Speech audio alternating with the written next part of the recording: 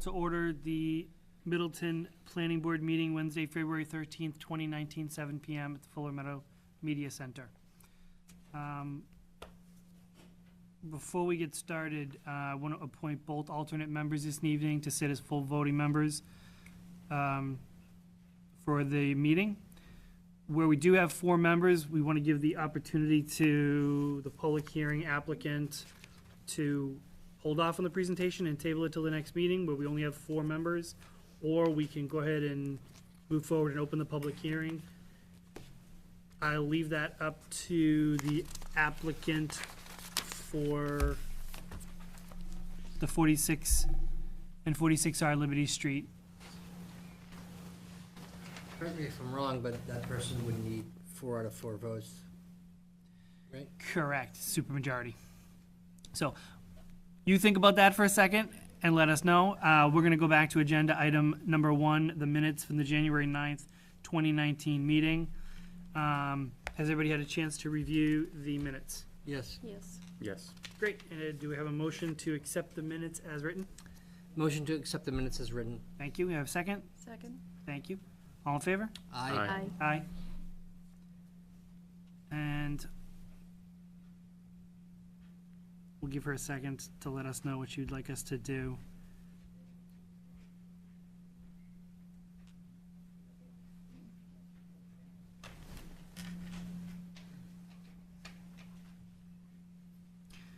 Why don't we, in the interest of time, just move over to the roadway acceptance? Anybody object to that? No objection? No, She's actually here representing. Oh, the she's here for that, developer there. too. I can start it, though. You all have the as-built plans for Lewis Drive. Now, the developer has submitted a roadway acceptance petition to the Board of Selectmen. The process of accepting the roadway is totally separate from the subdivision process. But before they can begin the roadway acceptance procedure, the planning board has to kind of sew up the definitive subdivision and finalize it. The last step of the subdivision process is reviewing the as-built and approving them. So that's what your job is to do tonight. The Board of Selectmen has written a letter, it's in the correspondence file, that they've been asked to lay out Lewis Drive. And before they can do that, they need a recommendation from the planning board on the as-bills. We're skipping to Lewis.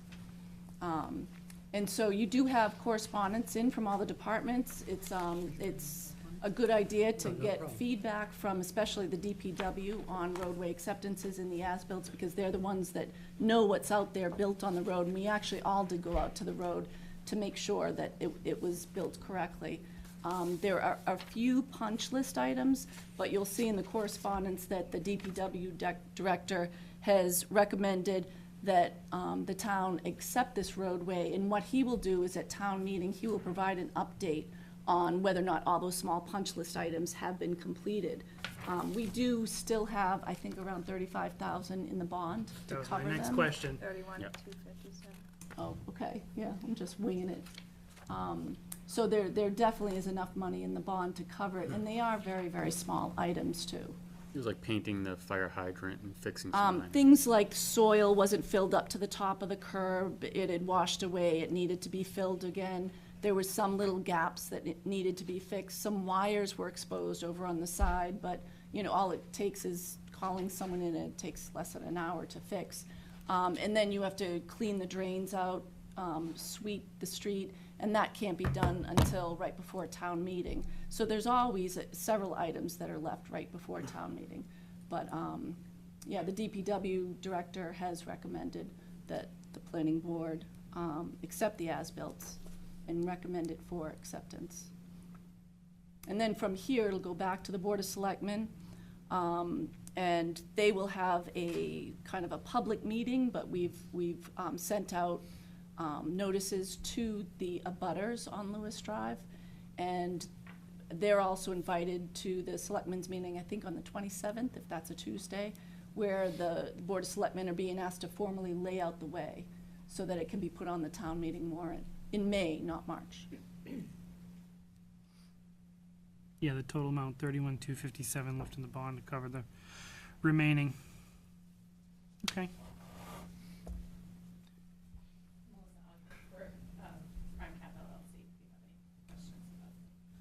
Roadway. I don't have any questions. I don't, anybody? You want to read the correspondence? Yes, I'll Thank read in the Lewis Drive roadway acceptance comments. Department comments, DPW Superintendent Ken Gibbons. I have inspected and reviewed the as-built plans for Lewis Drive subdivision. The owner is petitioning the town to accept this roadway at the 2019 May town meeting. I recommend that the planning board approve the as-built plans and recommend that the town accept Lewis Drive as a public way. There is $31,257 left in the bond to cover the cost of outstanding work items listed below. Several curbing/berms need to be backfilled and seeded. Cement granite curb joints in several areas. Check exposed Comcast hub/gas line at the west end of 4 Lewis. Pipe exposed utilities. Clean stormwater structures and provide receipts. Paint hydrant town colors. Paint color info available from the DPW. I will provide an update on the status of these work items at the May 14 town meeting. Kristen Kent. The Conservation Commission issued a certificate of compliance for the Lewis Drive subdivision roadway in December of 2018. Closing out the conservation permit for the project. The Conservation Department has no concerns regarding acceptance of the road by the town. Chief Gian Vittorio. Police have no issues. Chief Martinuk. Good morning. The fire department has no issues with the acceptance of this roadway. That's the end of the comments. Yep, thank you. Okay. Any other comments or questions from the board? None. I'll entertain a motion to accept the roadway. I'll second that motion. All in favor? Aye. Aye. Thank you. So we'll jump back over to the public hearing and open the public hearing for 46 and 46R Liberty Street if you'd like to move forward. And we're going to move forward. Okay, so we'll open the public hearing. Special permit to allow duplex structure in a residential zone. And for the petitioner, Melissa Ogden of Man and Man for the petitioner, Ronald Lusso. And we are here to, seeking approval of a special permit under Chapter 235, Section 3.1.3 to allow the petitioner to use and develop its property at 46 and 46 Rear Liberty Street as the location for a duplex structure. And we're also seeking approval of a modification to the roadway improvement plan that was approved by the Department of Public Works and the Planning Board in 2007 to allow for the reduction in lengths of improvements to the roadway for 4th Avenue. The property consists of approximately 47,847 square feet, currently improved by a single-family house and accessory structures located in an R1A and with a small section located in R1B. All of the proposed duplex will be located entirely in the R1A district. The petitioner intends to improve 4th Avenue and create legal frontage for its property. The duplex will be situated to comply with the minimum lot width of 100 feet, front yard of more than 25 feet, and rear and side setbacks in excess of 15 feet. There'll be 2 independent residential units of a height less than 35 feet, and each unit footprint of approximately 1,400 square feet with a full basement with garage on a 1st and 2nd floor. With respect to the roadway improvement, the roadway improvement plan was approved in 2007 when the petitioner intended to create 2 lots. Under the subdivision rules and regulations, a lot owner may develop the lot, provided the owner demonstrates that access is adequate and over a way that existed before subdivision control. The property is a compilation of lots located on 4th and 5th Avenue, which are ways shown in a 1912 subdivision plan, which predates the Middleton adoption of subdivision control in 1954. We intend to improve 4th Avenue to allow legal frontage. In the R1A, a two-family home may be developed and used, subject to the issuance of a special permit by this planning board. And we feel that the proposed development serves a community need, complies with the minimum area requirements of at least 40,000 square foot for a multifamily dwelling, complies with density, setback, and frontage requirements. Access to the property will be adequate upon the improvement of the road. Utilities will be adequate, and residential use is consonant with its neighborhood characters. And this is the roadway improvement plan, where I'll be improving 4th Avenue. Currently, the property that has a single-family home uses 4th Avenue as its access.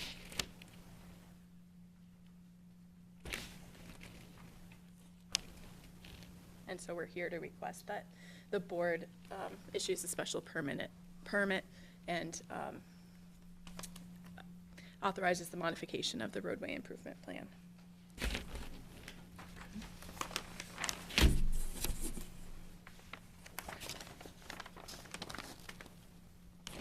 And if anybody needs a copy, I do have an extra. Here too. Okay.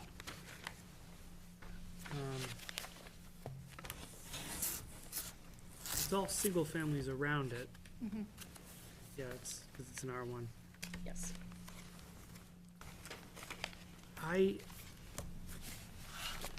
I'd like to schedule a site visit. I think I need Absolutely. I need to see and Every feel this time. a little more. Every time. Totally agreed.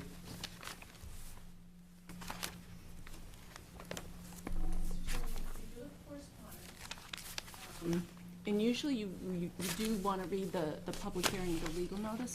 I don't remember if you did. I don't think you did. No, I think we went right into it, just we had taken it out of order, so. Yeah, so there is correspondence in there too. So what we're gonna do, we'll start with the legal notice, we'll read the correspondence, and then we'll open it up to the public. So let me find that. Where is my legal notice? Should be in a Is it blue on the staff folder, report? in the blue folder with correspondence. It's in there as well? Yep. All right, you wanna read? This one? Yeah, and then any correspondence with it. Drive. I think, no, Lewis Drive's done, it's just Liberty. Yeah. Sorry. Okay. Yep. 46 Liberty legal notice.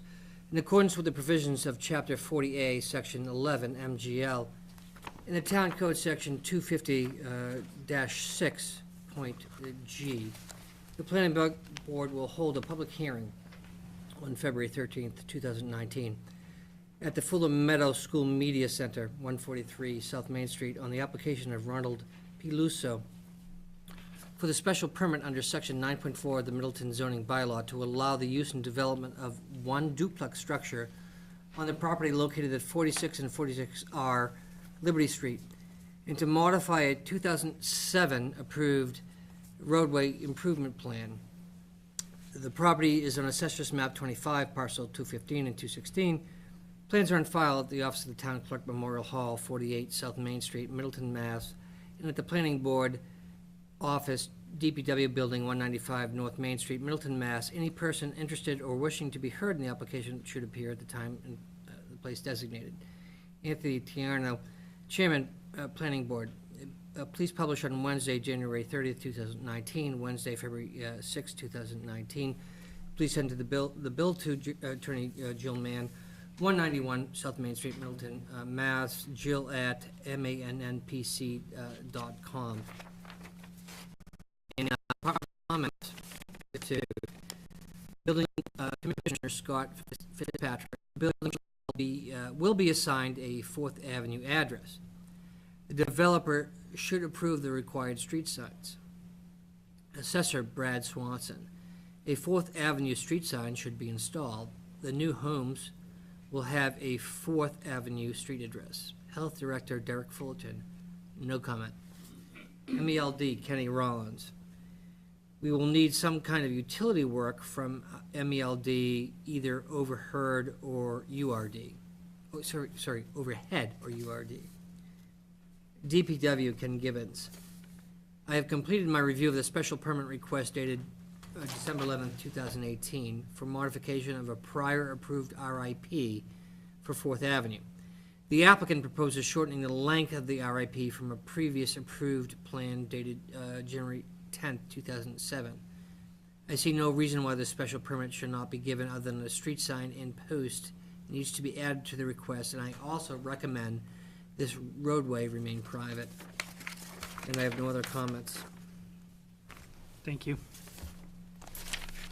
So, any board members have any questions before we open it up? All right, hearing none, we'll open it up to anybody that would like to step forward and comment in favor or in opposition.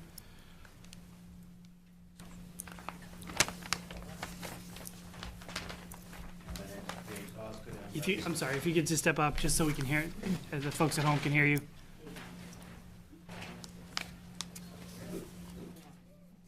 My name's James Osgood, and I'm here for my family at 44 Liberty Street. We do have a few issues. Not sure if it was this owner who tried to do something previously and leveled off the site area with some gravel. But at that time, he did some damage to a wall, a retaining wall, and that's one thing we want addressed, is that he would make good on that wall. Is this your wall? You own the wall? Yes, Okay. yes. And it's, the location would be by this garage. There's a concrete wall, and there was a stone wall that was attached to it, which was damaged. And you'll see it on your site survey when you go out there. Are you certain that's on your property and not the property of the Yes, applicant? yeah, it's attached pretty much to the garage. Another issue is, to look at is, if this roadway is getting filled, right now the elevation goes downhill, and there's a retaining wall at the end of the, and there's a storage area in this corner of the property. And if he's elevating the road, I just want to make sure that we don't lose access to that piece of property. And I just want to make a point that I just don't think a two-family house fits into this neighborhood at all. It's a long home. All the other homes seem like they're kind of quaint, campy looking. There's no cover. It's pretty much an open area with no trees or anything, so it's just gonna look like a big hot top parking lot between the 20-foot road coming in, and then there's multiple driveways. The family's land is also a hot top driveway. I don't just think it's gonna look good at all. You say hot top, do you mean it's gonna look like a parking lot? It's gonna look like a giant parking lot in there with this, on this print, with the amount of driveway they're putting in and a 20-foot road for Fourth Avenue, which you'll see Yep. when you do the survey. And that's it for now. Thank you. Thank you.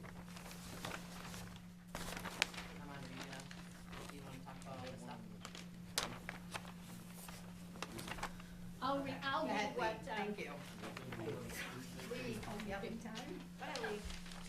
Lee Lampkin, I live at 1/3 Avenue, so our property does abut the bottom portion. So we have somebody who's not able to make it this evening, prepared some bullet points that we wanted to bring out. So number one. Well, you're adopting those, so you're talking about those. So if they weren't able to be here, then they're not able to be here, but I want to hear from Ms. Lampkin on this. Okay, I will adopt them then, so hopefully you guys can answer the questions. Okay, communities needs served by the proposal. They state that the needs for smaller, more affordable housing in town. You can travel the length of Liberty Street, approximately 2 miles, and there are no apartment buildings, 3-family or 2-family duplex homes. This is a neighborhood of single-family dwellings in a wooded setting. This building is just an attempt to maximize profits by doubling the footprint. Mr. Lusso recently told an abutter it would take $365,000 to just buy the land. Without question, these units would be going for $500 to $600K range, so much for affordability. The question is in regards to traffic, pedestrian, and parking issues. Their response is to talk about lot compliance. The building will be very close to existing homes, and it's possible to have 6 to 8 vehicles on the property, not counting their visitors. This is a very dangerous curve on the driveway of number 52 Liberty Street, right around that corner. Cars are constantly flying around there. I've seen accidents happen down there quite frequently because they're just going too fast and not paying attention. As many signs as you put out there, it's not going to help. Number 3 deals with adequacy of utilities and public surface. Mr. Lusso talks about the density and setback footage requirements. Number 4, neighborhood character. Again, the question is sidestepped, and vehicle and pedestrian traffic is discussed. There is no way you can enhance neighborhood character by putting an entirely different structure amongst existing single-family homes. The impact on the natural environment. Number 5, this question is not answered by the petitioner. They discuss utilities and septic design. This building will have a huge negative impact on the area and will devalue existing properties. Number 6, potential economic and fiscal impact. Their response is it is in harmony with the neighborhood character. As stated, we believe it will adversely affect property values as well as introducing possible double number of students in the school system. The only structure on 46 Liberty Street before being raised was a 500-foot hunting cabin that stood for approximately 40 years. There are large wetlands to the rear of that should be looked at by Concom. We ask, and you guys have already mentioned, the need to make a site visit. I think it's very important. You need to see the area. You need to see how we feel about it and what we're up against, if you haven't already done so. The Hochter family, Andersons, Howards, Osgoods, and our family have lived in the neighborhood for 30 to 70 years. So we would like to make sure that our concerns are addressed as well. So, thank you. Thank you. Thank you.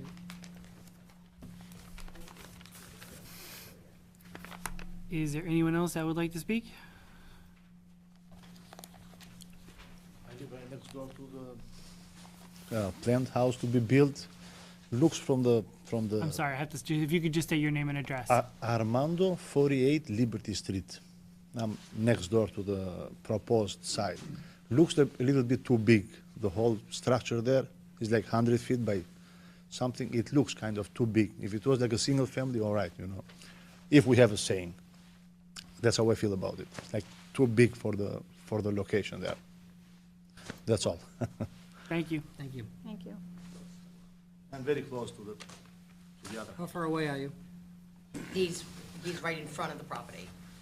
He's 48 or 50, so he's right in front of Are it. you across the street? From here I'm to the next bookshelf. to it. That's how close he is to the It property. feels too close to it. They're gonna build it, you know. He's the one right there on the plan. You're the next door neighbor? But I'm the He's in next front. door neighbor. I'm with He's him. about right in front of it, yeah. it's like kind of too close and too big. If it was a single family, I would like a small building. Okay. I think we should schedule a site visit. Agreed. It's,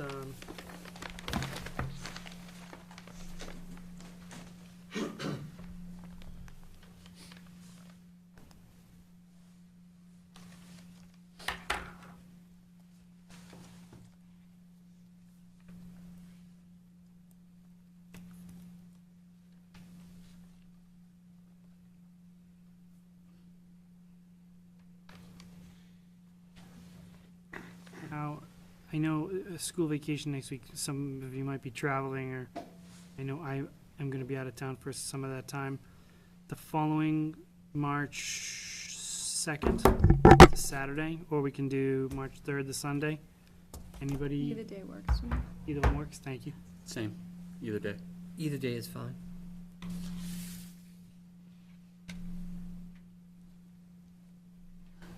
How about the petitioner? Either one works. So, Either you or Jill will put on the hiking boots and come out with us? yes. Katrina, are you going to notify the rest of the board members? Can you tell me what date it was again? So we were going between the 2nd or the 3rd, like maybe, I would say, I mean, for me, Saturday morning is better, but to do early, I'm gonna do it March 2nd, Saturday morning. March 2nd. And yes, I can definitely notify everyone else. What time? 10 a.m.? 10? Perfect. That Good works. for everybody? Yep. All right. Is there any preferred parking area, just so that, is there parking on Liberty Street there? I doubt You're gonna it. be parking on the side of the road all the way down Liberty Street, because there's no parking unless you have a driveway. We'll carpool. So can you park We park in on dirt. 4th Street at There's an all? existing driveway, so you should, Oh, Unpaved tonight. okay. I don't know about the snow. You- I don't know about the snow, so how that impacts. Might want to all meet somewhere and carpool over there.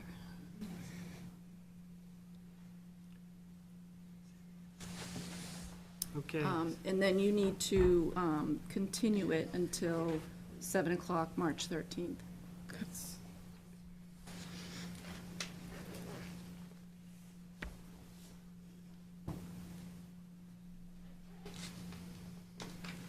Okay, so just for the record, we're gonna meet on a site visit, March 2nd, 2019, at 46 North Liberty Street with the petitioner to walk the site.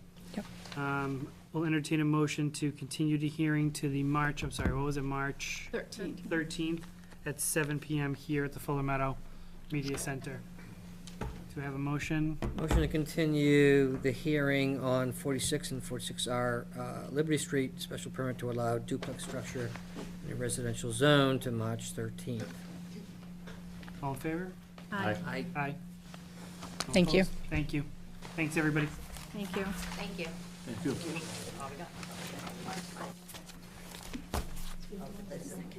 Yeah. Just wing it. So we'll move to number 4, other business. 4A, the town meeting recommendation for the acquisition of land for municipal purposes. He's not here yet. Who's it? I did tell him that he wasn't first on the agenda. I didn't know how long the other items would go. Andy's here. He is? Oh. He's so small, I didn't see him. Absolutely. Yeah. How you doing, Andy?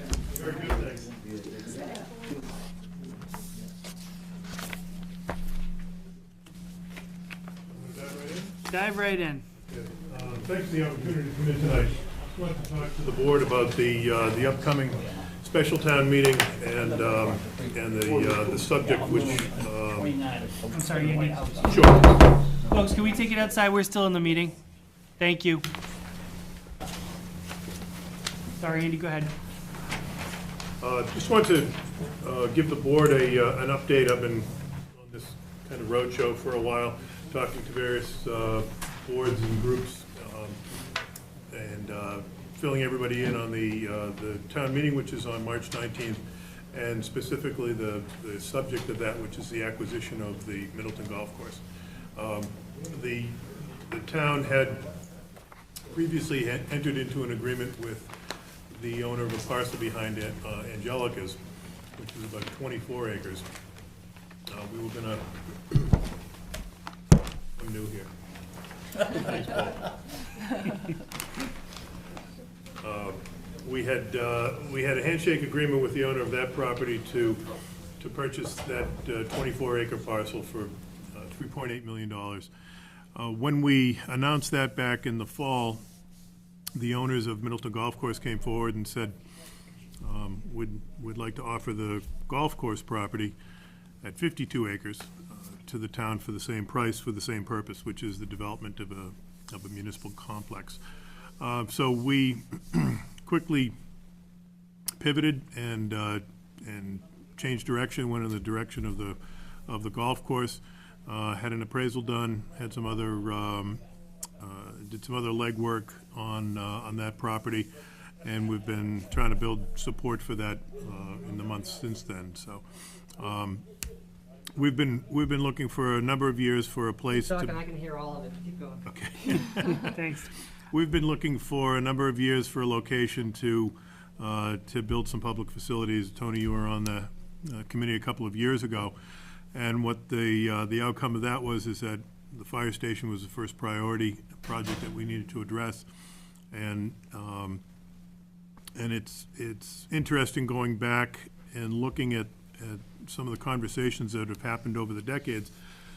The fire station opened in 1957 with fire upstairs, on ground level, and then DPW down in the back. The first study was 12 years after it opened because they were already starting to outgrow that space. And there was a town meeting article in 1970 to add on to the fire station at that time because of space issues that were already evident. 50 years later, we're still looking for a piece of land for that same purpose. There's been changes to the building since then, but we've been unable to do anything substantial because of the limitations of the parcel. It's a roughly a 12,000 square foot parcel, quarter acre, and no room to expand outward. There's only so far up you can go with the fire station. And still meet the apparatus needs and things like that. So we've been searching for the last 3 years that I've been here, and obviously before that, for a location. We thought we had done pretty well with the piece behind Angelica's. We think we're in a much better position with the Middleton Golf Course, and so that's the subject of the town meeting on March 19th. So Article 1 will be the acquisition, the request for funding for the acquisition. And again, that's $3.8 million. And then Article 2 is a request for $325,000, and that will be to do a master development plan of the property. The master development plan will allow us to bring somebody in to look at the entire property, look at our space needs, and lay that property out in a way that maximizes the use of the property. We want to have everything up close to the road. We think that's the best location for visibility for public safety particularly. It's also where the best soils are. The driest part of the property is up at the front. And but we also know that with 52 acres, it would be easy to get a little sloppy with how we use that acreage. And we don't want to do that. We want to maximize the efficiency, the efficient layout of the property, maximize shared spaces that we can use, whether it's interior spaces, meeting space, for example, shared parking, shared access, shared utilities, even things like shared septic systems. And so that's what the master development plan will do. And we expect that process will take about 5 or 6 months. So we're excited. We think it's a unique opportunity for the town. It's an opportunity that hasn't presented itself in quite a number of years. And because of the nature of fire service, particularly with a single station, we need to be centrally located, and so we need to be within about a mile of the geographic center, which happens to be Middleton Square, where the station is now. So that's kind of the long and the short of it. Like I said, I've been on this sort of speaking tour for a while. I've got some drop-in hours tomorrow during the day, and then in the evening at the Flint Library.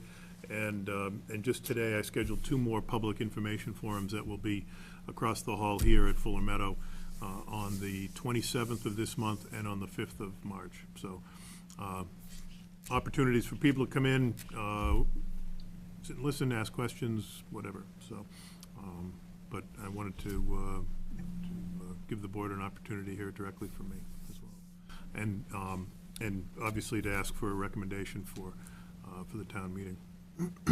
Sure. What did the appraisal come in at, Andy? The appraisal isn't final, but it's north of $4 million. And as I said, the purchase price, the agreed upon purchase price, is 3.8 million. So we're getting a deal on, or we're buying the property at below market. Whereas the other piece, we were going to be paying above appraised value. Yep. Substantially. I think that was, What was the appraised value, do you recall? 2 point something? 2.8, I think. Yeah. Don't hold me to it, 2.6 or 2.8, I think. It was definitely something in the mid-twos, if I Yeah. recall. And that was, largely driven by the fact that we didn't have another option. And so, we really felt that we needed to make a full court press to get that piece of property. So we're in a much different position now. I think it's the deal of the century we're getting. I think it is. And I know that people are concerned about what's coming down the road with the building projects. And I get that, and, we're not talking small money. 3.8 million is not a small amount of money, and that's not lost on me. Each of the projects that we expect to bring forward at that property, again, beginning with fire, will have at least one town meeting vote that precedes it. And some of them probably two. We expect that the fire station will have 2 votes, one for design, one for construction. Design as early as later in 2019, and construction probably in 2020. And a Proposition 2.5 debt exclusion override vote. So probably the same kind of scenario for each of those buildings as they come forth. And I know that there's been some concern that this is going to be a construction site for 10 or 15 years as we build one building and right into the next one. But that's certainly not the case. These are distinct projects, and I don't have any expectation that we're going to roll from one building right into the next one. So, and there'll be opportunities for every project for the residents to vote. Were there going to be any combo buildings? You said we were going to try to maximize that use, so when we do it, instead of voting on the fire station, and I know we have this study that we have to go through as well, but Yeah. sort of the thought process, and for everybody at home that I know may not be here. Right, and that's, concerned. yeah, and that's a valid question, and one we get a lot, and one we don't have a clear answer for at this time, or we don't have a decision on that yet. There are certainly some benefits to doing a combined fire and police station, for example. Typically, what the architects have told us is you can see maybe a 10% savings if you do a combined two uses in a single building. We don't know if that's the best approach to take, and that's what the master development plan will help us to do. There's been a number of different ideas thrown around in conversation. Individual buildings is obviously one option. Combining like uses, like fire and police, into a single public safety building. Maybe combining town hall and community center. There was even an idea of a sort of hub and spoke where there would be a common space that would be kind of the hub, so meeting space and administrative space, and then off of that there could be the individual components. All of those things will be worked out and debated as we go through that master development planning process. So I'd love to be able to sit here and say, this is where the fire station is going to be, and this is where the police station is going to be. Yeah, we're not there yet. We're a long way from that. Yeah. So, but the land is the linchpin to it all. So without the land, we don't really have a way forward. So. And to confirm, if the town does not purchase the land, the golf course owners are planning on selling the land regardless whether the town buys it or whether it's sold to a developer. Yeah, it's been the owner's preference to not see it intensively developed, and I know that they've been approached over the years with development proposals. I have a hard time believing that they will just sit on the land. They've already announced that they're not going to open. They're going to stay open till March 31, weather permitting, but they're not going to open in 2019 and 2020. I have a hard time believing that they're just going to sit on the land. So I think if the town doesn't buy it, I think we have to expect that there'll be a sale of the property for development purposes.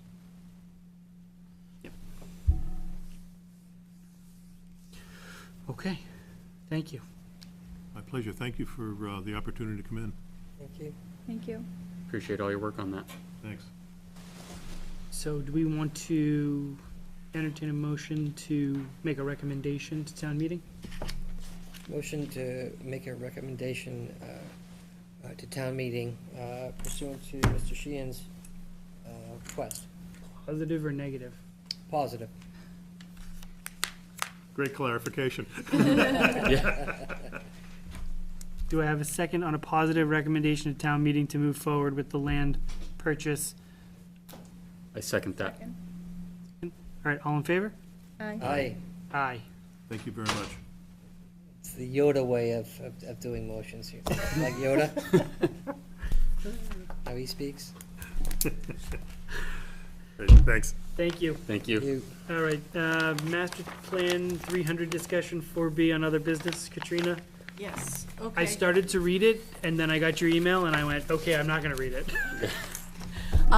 So, at the last meeting, the planning board was presented with the master plan. You know, behind the scenes, of course, a lot goes on. Our consultant did fall a little behind last year, and we were coming up to the end of the contract, and so I think it was a little rushed too much, and I thought it was a lot to ask the planning board to approve something where they don't even have the full copy in front of them. So that being said, they have been asking for edits over the last 2 months. We extended the contract to March 1st. Are we paying extra for that? I hope No, not. no. And let me go back to, when I was first hired here as a planner, we had a very outdated master plan. It's very good to have a master plan because it creates a consensus so that when you're trying to make progress, you can point to something that says, look, the town spoke and the town does want this, and we have proof in the master plan. It's just a very good thing to have. And so there was, I felt a reluctance, to start the master plan process over again, from the master plan committee and from others. However, the community compact offered a free way to start the visioning process. I applied for a grant, we got that done for free, the visioning process, and MAPC started it. And so as we went forward, it made sense to stick with MAPC, the Metropolitan Area Planning Council, to finish it. I love working with MAPC. I don't know if they are the best consultant out there. I'm sure there's ones that cost more, and that maybe could have spent more time with the master plan committee. However, last Monday, I met with the master plan committee, and they voiced their displeasure with the process. They felt like they didn't provide enough input, and that they really wanted to go through the whole master plan and edit it. So at the point we're at now is they're gonna spend the next several months, each month, going over several chapters and making edits to it. I think the planning board should be part of it too, because the planning board is the one that, by state law, that is the one that approves the master plan in any community. But in the beginning, you did authorize the master plan committee to work on it. I don't know if you all remember that. Yeah, we do have a sitting member. Yes. Nick Benigli is Yep. on the master plan committee, so. Right. And so I have printed out copies for the master plan committee. I have copies, full copies for this board. I think the master plan committee would love if they got input from the planning board as they're reviewing it. You're more than welcome to come to the meetings, but, and you could vote on it tonight, but I'm asking you to wait until they finish with it, because they felt it was important to spend more time on it. I'm actually really pleased to hear that, because I think after all the questions that it produced, it seemed inadequate to me, that it was really addressing what we needed it to address long-term, and it did seem rushed, and it seemed to have some elements in there that did not make a whole lot of sense to me personally, so I'm glad to hear that. Yeah, and there is no rush, and I explained to them on Monday, even if the planning board opts not to adopt this, it's still a useful document. I mean, there's, a survey was done, 400 people responded to it, so you do get a feel for what the residents do and what they don't want. So it doesn't have to be adopted by a community. A lot of communities, the same thing happens that happened here, you know, a lot of people are against what they see others wanting, and so it doesn't get adopted, it just gets stuck on a shelf and not used. But like I said, it's, especially if we're gonna be redoing our zoning bylaw in the next couple of years, we need that document to, it lays a foundation for all the zoning being passed. So we can point to it and say, this is what the town spoke, the town wants this. And that's why I didn't want to see it slapped together, Yeah. and it kind of felt slapped together a little bit. Usually, I mean, as a planner, I know this, I've seen a lot done. It's basically, you just have a recipe and you crank out each chapter, you do base it on the visioning report, so you're basing it on what the people said, but most towns it's kind of similar. And then every year when you do a master plan, there's new tools to use, you know, there's new types of zoning overlays that have been tested in other communities. And so really, it's just a matter of, you know, just presenting all the new tools to the town. Like, okay, this time now we have all these tools to use in your zoning. If you wanted to create affordable housing, or you want to keep affordable housing out of the town, there's a tool for everything. Okay. So do we, I think You don't have to take a We vote. don't have to take a vote, I don't think, right? I No. will give you all your master plans. You can put your name on the front so they don't get mixed up. Thank you. And feel free to circle, edit, you know, make changes, or even Yeah. question marks. Oh, yeah. And you can either go to the meeting or pass it along to me so I can bring it to the master plan committee and, so that they can discuss it. Okay. Yeah, and that'll be announced, the meeting is announced. They meet once a month still? They're still Yeah, I think their next meeting is March 11th. March 11th, okay. Yeah, Okay, they do post their meetings. And if you want to get notified, you can sign up on that notification thing. yep, on the website. website. Okay. Any other agenda items, Katrina, any reports? Speaking of MAPC, I did just apply for funds from MAPC because we really need to take a look at the planning board's subdivision regulations. They're very old, outdated. They really need an update, and the state would really like us to adopt low-impact development methods in there too. And so I've asked MAPC for a grant for them to help us redo our subdivision regulations. Why am I not thrilled about this? I know, I'm sorry. You know, we could do it ourselves, and I thought that the money is there.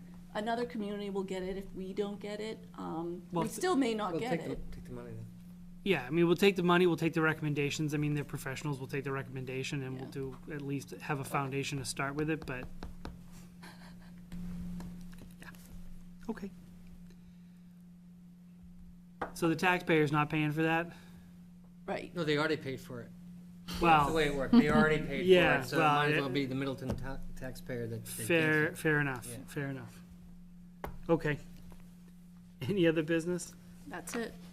All right, I'll entertain a motion to adjourn. Motion to adjourn. Second. We don't need a second, we're adjourned. Okay, we're adjourned. We're out. We're out. Thank you.